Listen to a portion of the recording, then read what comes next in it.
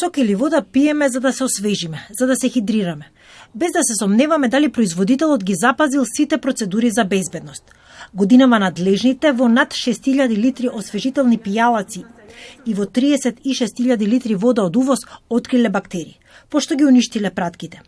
Скопјанката Стојанка Донева вели кога слуша што се има во пијалаците во храната, загрижена е за здравието и за своето, но пред се за децата.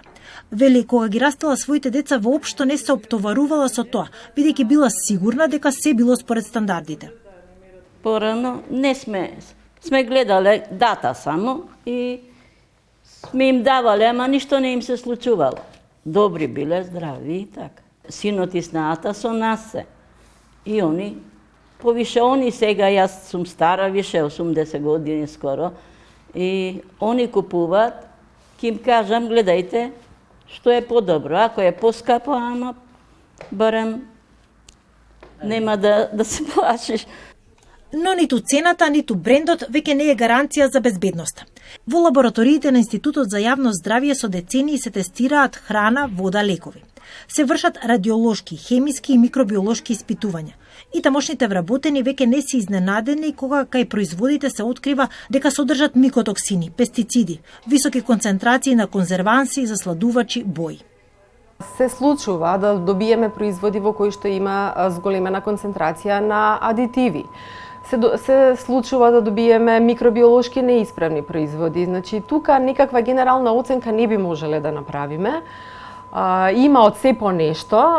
Факт е дека контролата треба да биде малку на повисоко ниво, бидејќи споредено со, да речеме, претходни 10-15 години, кога сме имале повеќе од 20-25.000 примероци годишно за анализа, последниве години тој број е скоро преполовен, значи некаде примероците се губат. Се губат примероците, но се губи и здравието. Влијанијата врз здравието на хемиските компоненти се кумулативни, за разлика од микробиолошките, кои што веднаш ќе ги почувствуваме, ќе имаме некои симптоми, па ќе побараме лекарска помош. Доколку знаеме, имаме информација дека производ не е безбеден заради афлатоксин, микробиолошка, друга хемиска контаминација, тој апсолутно не смее да се консумира. Ни чаша, ни капка.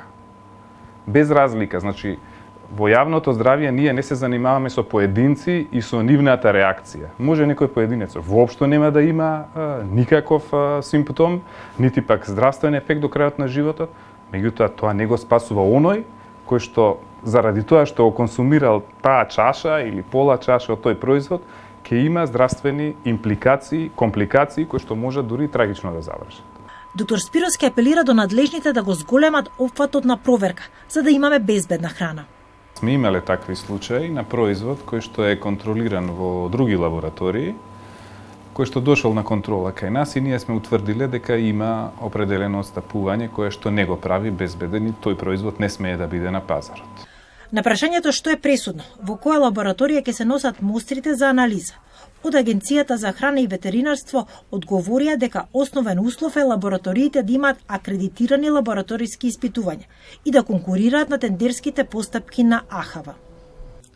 Агенцијата за храна и ветеринарство оваа година има склучено различни типови на договори со Факултетот за електроника и информациски технологии, Факултетот за ветеринарна медицина Скопје, Државна фитосанитарна лабораторија при Министерството за земјоделство, шумарство и водостопанство, Food Lab ДОО Скопје.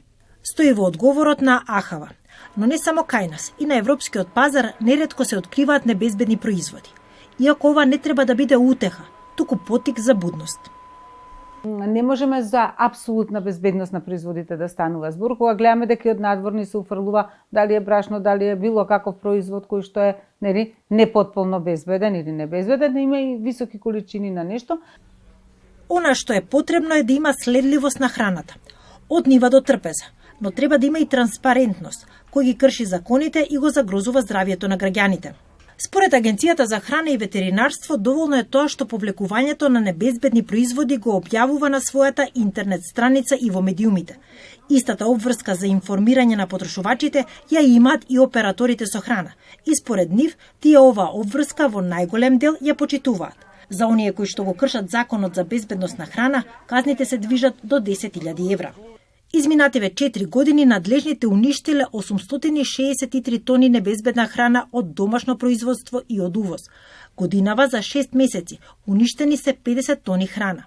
Дел од производите кои биле надвор од стандардите се намаз од лук од увоз, каде имало адитиви над максимално дозволените концентрации.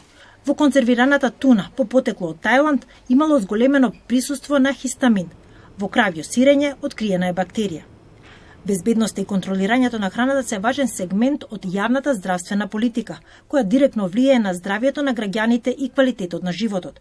Во Македонија, законската регулатива за безбедност на храната е усогласена со стандардите на Европската Унија.